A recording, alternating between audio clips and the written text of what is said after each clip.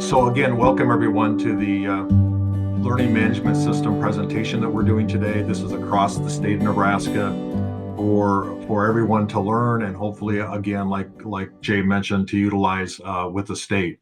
Some of the things that we're going to do in this next or less than an hour now is to really talk about some of these topics, some of these ideas for you guys as school. I believe we have not only schools on board today, but we have community partners of law enforcement, emergency management, and fire and rescue on the call. So these are the topics that we're going to talk about. Why is it important that we take this course or should take this course? We're going to talk about how to access the course, whether schools, most of you already are using Canvas as your learning platform. But for those that don't use it, we're going to talk through what that looks like. We're going to give you a couple examples. There are 12 modules, but we're going to give you a couple examples of what those modules maybe look like. And then again, throughout the course of this next hour, if you have questions, please put it in the chat. And I know that Ellen, Jalen, and Jay are on the call to help monitor those chats. I think for me, one of the things that I do this kind of frequently is I want to talk a little bit about where we've been and where we are today. Back in 2017, we collected, and this is before I even came to the Department of Ed, but we collected emergency operation plans across the state of Nebraska. Okay. We had 144 schools submit their plans to the Department of Education. Now think about this for a minute though. There are 244 public districts and there are about 110 non-public districts. So we were well under half of those EOPs turned in. And when they were turned in 2017, there was an assessment done to find out what kind of quality they were, what kind of standards were followed to create those. And what they found in that assessment, that they just didn't meet the standards in a lot of ways. In fact, in all fairness, the schools, there were some schools who said, we haven't looked at our EOP, our safety plan in 10 years. It's been collecting dust. And so the part of that assessment was really to find out where we were, where schools are, where we were as the Department of Ed, and really to find out what was needed. And what we found out, again, no fault of the school districts, is that there was little to no guidance to schools back in the day to support their EOP, to create them, to modify, to update them. And on this slide, I did add, back in 2017, I added a state statute. When the Department of Ed School Safety Director, Jay Martin, requests an emergency operation plan, it says in the statute that those shall be turned in. And then that Rule 10 requirement in there that says where we were 4, 5, 6 years ago. The fact is, it says you have to have a safety team. And that safety team needs to meet at least one time a year to create that plan and to review the plan. And so we just didn't find those happening. And again, no fault to schools, but there was no guidance back there. And largely what we found too was, you all know that I come from law enforcement back in the day. Jay Martin comes from law enforcement back in the day. But what we found was largely those community partners weren't part of the EOP process for schools. And I'm talking about law enforcement, emergency managers, and fire and rescue. And they are such an integral part of your district, of your EOP, because they just need to be part of that plan because they're going to respond to anything that happens at your district. So let's move it forward from 2017, and now let's find out what we've been doing. So in 2017, because there was such a need for help and a guidance on emergency operation plans, the Department of Ed applied for and received a U.S. Department of Education Emergency Management Grant, in essence, the EOP grant. And that had two main functions to it, was to increase the EOPs across Nebraska schools, but it was also to increase the capacity of who's at the table, what partners are at the table that's going to help schools, and schools will help those partners in all the responses and everything that you need to do in prevention, preparedness, response, and recovery. Now, remember 2017, 144 districts turned in their EOPs. And in this time frame now from 2020 to 2023, we've trained over 283 schools across Nebraska in that 2-day EOP training that I provided. I did 22 of those. So again, those were those 2 days. And I'll tell you, I know that during that course of that time, what hit us at that time was the COVID, right? The pandemic. The COVID pandemic was actually our friend because what it allowed schools to maybe do, we were able to do virtual trainings. We had 283 school districts and ESUs across Nebraska that came to that 2-day EOP training, where they came together as a team. That not only did they learn the EOP, but they also gave an opportunity for the teams throughout that 2 days to work on their EOP. So how do we sustain the work that we're doing at the Department of Ed? And how do you sustain as a school district with your emergency operation plan? We know that it's not one and done and you're finished. It's an ongoing process. And so we're going to talk about how this LMS that we've created, we've worked on this for the last 10 months pretty aggressively because we heard you loud and clear. We know that you don't have a lot of time to work on your emergency operation plan, and yet it's one of the most vital things that a school district can have for the safety and security of not only the students, the staff, the community. And if kids don't feel safe, parents don't feel they're safe, kids aren't going to learn. And so the fact is that the EOP really does, it is the umbrella how you guide things day to day in your school district. And so as we talk about the LMS today, it is on that platform of Canvas. Again, educators in the room today, you all know that Canvas, you already are probably using that system. So who should take the course? We know that there's a lot of turnover, and that's probably something that amazes me. I know schools have turnover with staff, but what amazes me the most is we have a lot of turnover with safety team members.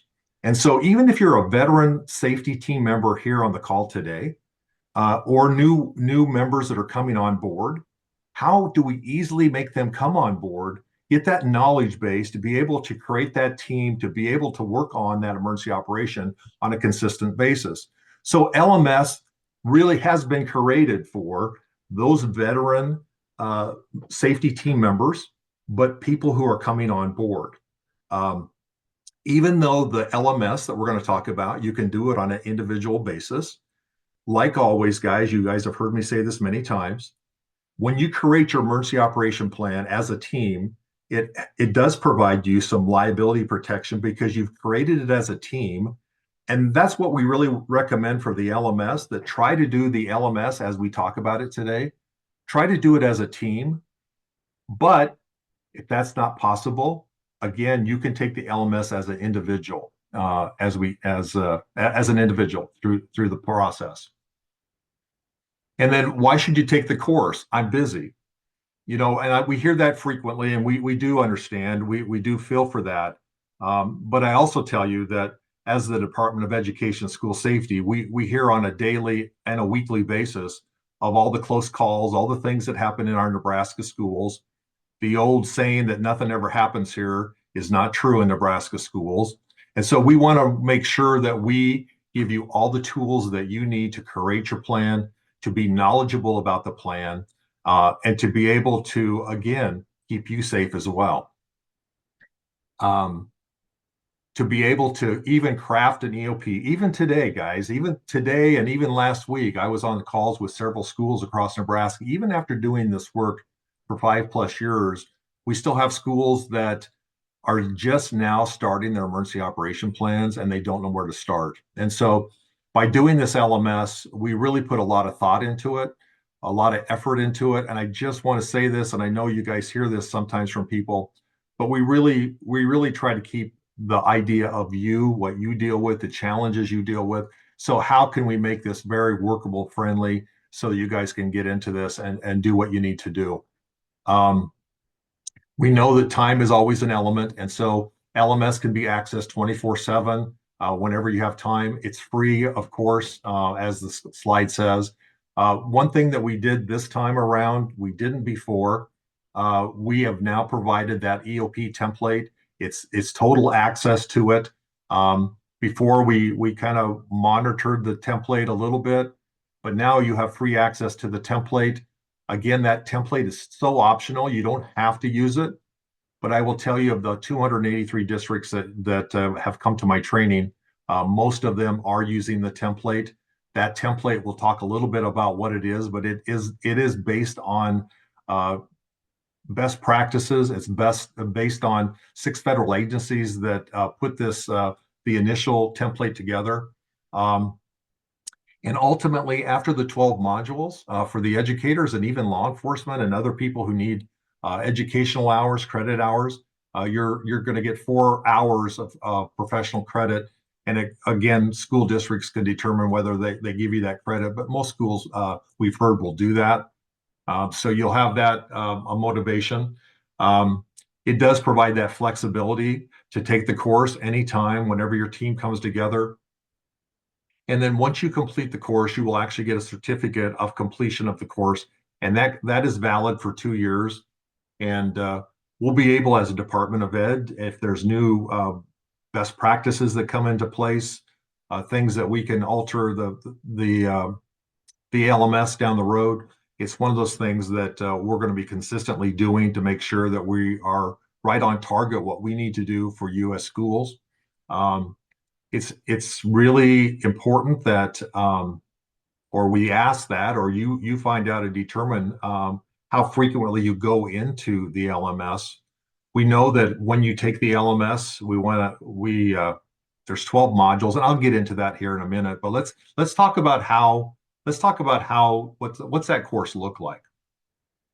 By the way, we actually now have this course on our NDE school website. And Ellen, if you would you put our school safety website in the chat so people, and most of you already know it, but let's put it in the chat if we could. So that's the URL for the Canvas and the education. And I'm going to just kind of hesitate here for a second, just to kind of give you a few things. That's the URL to get access to the course. Secondly, right underneath that, if you're new to Canvas, you're going to see that screen that says, "Welcome to the NDE Learning Network." And that yellow colored, it actually will give you a user guide. It'll give you a viewer user guide. If you're new to the course, it'll actually allow you to enroll in the course. It's very important that when you access the Canvas course, the LMS course, the EOP course, that you use a valid email address. That's how you get access into the course itself. There's a QR code that takes you to the course. So again, I'm going to hesitate here for a second. And then to the right of that QR code, when you get into Canvas, again, educators, you know this, but when you get into the LMS when you get into Canvas, it gives you the catalog of all the courses that the Department of Education provides. And so that's a catalog. And the catalog picture where it says guidance to prepare an emergency operation plan, that's the picture. That's what you're going to see when you go there. And that's what you will click on to enroll. So let's talk a little bit. Before you go any further, Scott, let's just make sure if there's any questions at this point. Okay. One thing I did want to reiterate, I should have mentioned when I did the introduction too, I want to make sure that once you guys get into this and stuff, please let us know. I want all the feedback, good, bad, or indifferent, as far as what you like, what you don't like, what you might want to see change, because that is the stuff that we need to know so we can, again, make this the best product for all of you. So again, please let us know once you go through the process. So I have a couple of questions here, Scott. One is the EO team template on the NDE safety site? Yeah, Scott just had mentioned that. It is on right on our landing page. So if you go to NDE School Safety, it's right underneath our mission statement. And I think the other question, Jay, that's in the chat, and it might be, if I'm thinking how he's asking, the question is, do you have to have a Canvas account? No, you don't. You have to create one when you get in there. You have to create one. But that law enforcement, again, from the background that Jay and I have, we didn't use Canvas. And so that Nebraska law enforcement officer, that fire and rescue person, that emergency manager who might not be familiar with Canvas, if you go to that Canvas site, you can create an account using your email address, and that will get you access to this. So There, there's one more, or actually a couple more questions. One was I asked if he missed it, but yes, if you have even taken it a few years ago, like through Scott or whatever, we still want you to go through this LMS, even if you're, again, somebody that's done this and done it for a while. We want you to go through this new system so that way you're able to, again, when you have new staff members come on to be a part of your safety team, you're able to walk them through this as well if they need some guidance from, again, a local perspective. And then an additional question, is there a place where we can see, receive our school district's submitted EOP? Yeah, if you email me, we can search to see if that's been submitted through the department. So I'll get to that question before from Corey that talked about do we still need to take this training? That's what I'm kind of getting into at this point. So the homepage for the learning management system talks about, and it gives you that first introduction of what we're talking about, the emergency operation plan, the guidance to prepare the emergency operation plan. And even though the question is, well, you know what, we've already created one, we've already submitted one, why is this important to take it again? It's again a refresher. So many times schools will say there's so much that is involved in the emergency operation plan, and Jay and I field calls all the time and emails. The fact is, this is going to be able to give the ability to kind of go back into a section. We'll talk about the sections here in a minute, but we're going to talk about what those courses look like. Gives you those menu options, but this homepage on every module, there are 12 modules, and every module has a homepage that you can click that takes you back to the very first introduction of what that emergency operation plan and the description, what it is. And so the toolbars, most of you operate through websites and you know the toolbars that we have on the side, the menu bars. So how do you access the modules? And so again, this is an example of what it looks like when you go into the LMS. It's going to show you that, again, that sidebar with all the options of what you can click on the left-hand side. But what I'm showing you right now is actually module one. One of the things that I think is unique about what we've done, again, we've talked about the template over and over and over the years. It is lengthy, but it's based on best practices. It's based on governmental regulations and suggestions through all those 6 federal agencies. But what it also does is that template aligns with the LMS. So module 1 matches up with section 1 of the emergency operation plan. Section 2 of the EOP is going to match up to module 2. So there's a connection that you can follow right along. The nice thing about the LMS, again, schools, I know that time is always a struggle. You never have enough of it. The LMS was built that when you take the LMS, it is based on 15 to 20 minutes modules. And so they're very doable. Again, does that mean your emergency operation plan is going to be done after your 15, 20 minutes? No, but it gives you the basis of what should go into that section, kind of the whys of what goes into those sections. And so this, again, is just an example of what the module sections look like. As you see, section 1.1 at a glance, it'll tell you what that module's about, what's hopefully you're going to accomplish in that module, kind of the objectives of that module, and then it goes right into right into that section of the template. So this again is maybe a bigger picture of that last slide that I gave you. Now we're talking about module 5, and if you know, module 5, section 5 of the template is about communications. Again, those elements that fall under each module, they talk through that, what each one of those pieces are. And the LMS is a progression of taking, it's progression. So you take section 1, module 1, then it'll automatically move you to section 2. Again, you can stop at any time. If you get halfway through section 1 and say, hey, I ran out of time, I don't have the 15 minutes to take it, you can leave, come back. It will take you right back where you left off. And so that's the nice thing about it, is you don't have to complete that 15 to 20 minutes if you get interrupted. And so it will progress you through those modules. The template, like I mentioned, the 6 federal agencies, you have to remember, and some of you do that have been around for a while, when I did my 2-day emergency operation plan training, we took 7 months. We took 7 months, a few hours at a time during the week, sometimes days at a week, but it took us 7 months to create that template. We created that template with you in mind.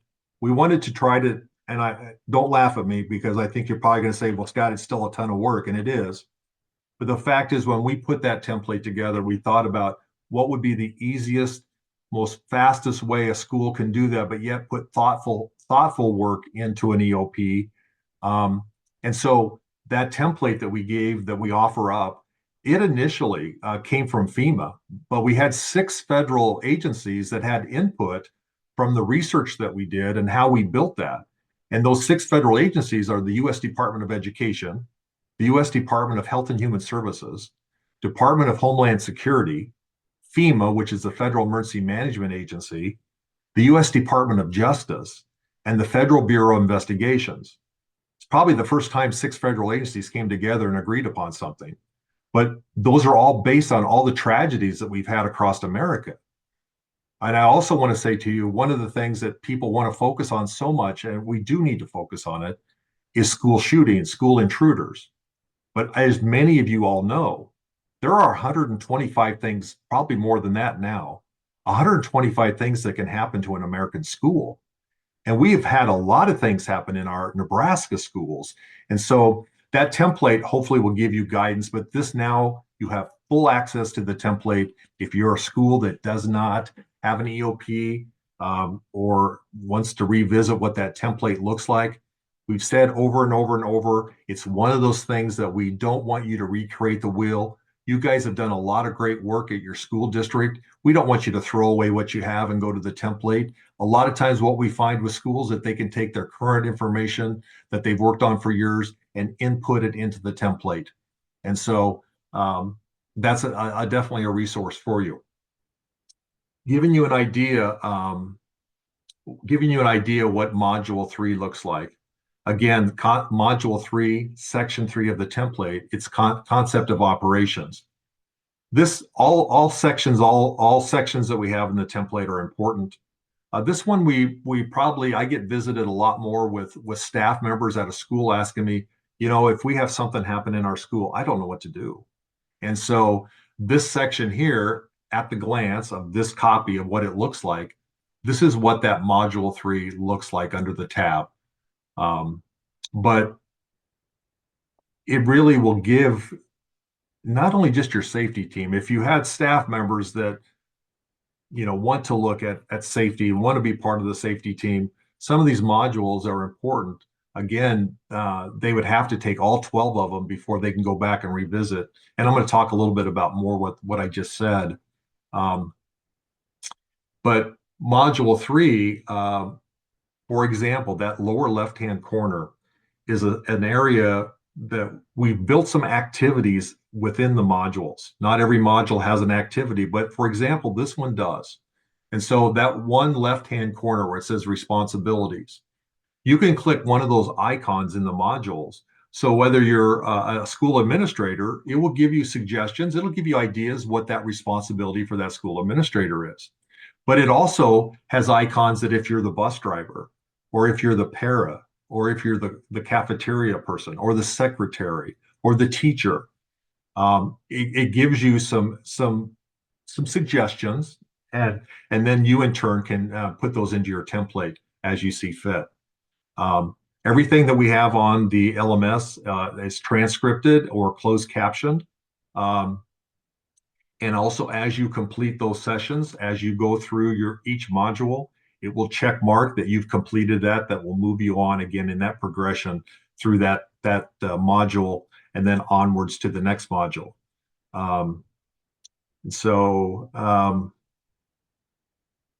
There was a question in the chat that said the entire course would be approximately 4 hours. Again, 15 to 20 minutes is what as we created this LMS for each module, there are 12 modules. It's estimated 15 to 20 minutes per module, give or take. And so the certificate that we give at the end is a 4 hour. Jay talked about this a little bit, but in our modules at the community forum at the end of each module, um, this is a forum that we're going to see how it works. Again, we all want everybody to be honest with it, but the fact is we're going to pose a question. In this case, module 3 talks about think about the many roles that are covered in the module. If you asked a student, parent, or staff member what their responsibilities are for a THI, THI stands for threat, hazard, or incident. Would they know? Right. So if they would they know what to do on a tornado? Would they know if a chemical spill? Would they know if a flood? Would they know of a student suicide? Whatever it might be, would they know? And the collaboration on there would allow you as a learner, right? Every one of you would be a learner in this. You have the opportunity to share what you feel, what has worked for you, so that other schools as they take this, and not just schools, I guess law enforcement as well, or emergency managers, to be able to share information in that forum, to be able to say, you know, and we are going to know that Scott wrote this, but you're going to find like, hey, this school is doing this or whatever. Hey, I've never thought of it that way. So it's actually going to be sharing of information that's going to help all of us. Communication number 5, the module 5. Again, this is another view of what it looks like. Every module is based on probably the same format. It is the same format, but of course, as you know, every section is totally different. Communications, in this case, that's what that module looks like. This one says it takes about 20 minutes to complete that module. Again, I'm going to say this as well, but even though you take that 15, 20-minute module, we're hoping that as you take that module as a team, but maybe as an individual, it gives you an opportunity to work in the template, maybe during or maybe after that module. And so it allows you to have that knowledge base, but also work as a team together. And I'm going to say this as well.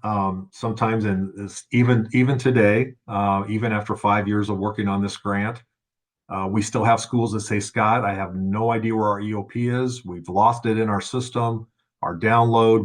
Those people have now left off our safety team. We have no idea where our plan is. Sometimes I'm able to recover that if I get access and you turn your plan in, I can get it. I recently recovered a plan that was 2017, but it was so outdated, it probably wasn't worth keeping, to be honest with you. And so it's very important, guys, as you go through your modules, your LMS, please, please, please, on your template, make sure you download that in your school system, whether it's Google Drive or whatever, so that you have access and your team has access to that as well. Here's another example of an activity. This is in section 5, module 5 of communications. And again, it talks a little bit, if that upper right-hand corner talks about, tools to explore, things that work for you, things that might not work, or these are again suggestions. And then also that bottom right-hand corner is handling rumors. We know that many of you live in small towns. I can't even say that it's really a small town issue, but none of you have to deal with rumors, right? And so we have a section in there. This module, like all the other modules, follows the template in order as a progression. And there's a slider on the bottom of this one. If you look at the bottom right-hand corner on handling rumors, you can kind of see that colored bar that's there. That's a slider. So it actually gives you more ideas. It's just not one example. So we try to make this very interactive. 15, 20 minutes probably is not going to hurt anybody to at least do the 15, 20 minutes. But we want to make sure that it really engages the thought as a team, really engages the ideas. We don't always have all the answers. We don't. We learn from you as well as you learn from us, I hope. And the fact is, those are just things to ponder, to think about as you're working on your emergency operation plan. Again, this is another forum question. Again, like I said before, in this example on module 5, think about the communication strategies you're currently using. What are you using for internal staff, for the staff and students communication, and what are you using for external, for parents, patrons, media, communication, right? And the community. And again, these are again some examples or some people that can discuss these. We know the communications, all 12 modules are important in our LMS, but the fact is communication probably hurts people more than anything because one, you want to be transparent, but you have to be speedy, but it has to be informative, but it has to be true information. And we don't want to make sure that parents and the community have assurances that the schools are doing the right thing, and you guys are. But there's times when things happen, they move so fast that having that plan, having that plan part in there, you know, the communication, you've got to really detail that in your EOP. So when I talked about the plans that were turned back in 2017, the 144 schools, today I would say that our EOP grant that we had was very successful. Again, it wasn't something that we did alone, and I don't even want to take credit for it. It was you as schools that came together, came to that 2-day, sometimes reluctantly.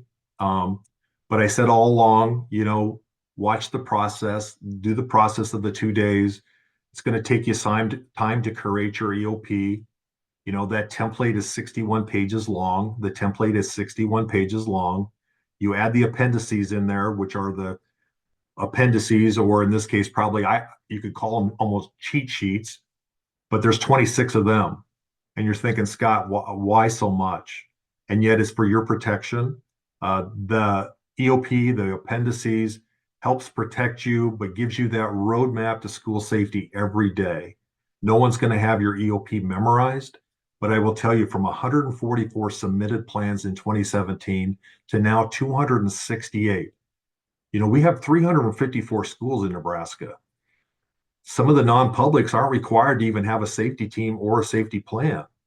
But if you're an accredited school or a public school, it's required. And so I hope that if we have people on the call today that are from a non-public that don't fall under Rule 10, that are strictly Rule 14, I want you to think that, yeah, we don't have to, but I would sure think that you would want to. And we help any school district, guys, any school district to work on and provide technical assistance. Here are some QR codes. I want to kind of give a plug not only for the LMS, which is on the left-hand side. That's the QR code. That's the URL below on to get to the Canvas. But I also want to tell you a kind of a plug for the Department of Ed's school safety website. We've really done a lot of work in updating that. We have a lot of resources on our school website from anything, and I'm going to miss probably some of them, but anything from bullying prevention, suicide prevention, threat assessment, EOP. I mean, the list goes up. We have a YouTube channel. If you've not subscribed to the YouTube channel, and that's exactly where this recording is going to go, by the way. We had some schools, in fact, we had a lot of schools say they couldn't make it today. This recording is actually going to be on the YouTube channel for us.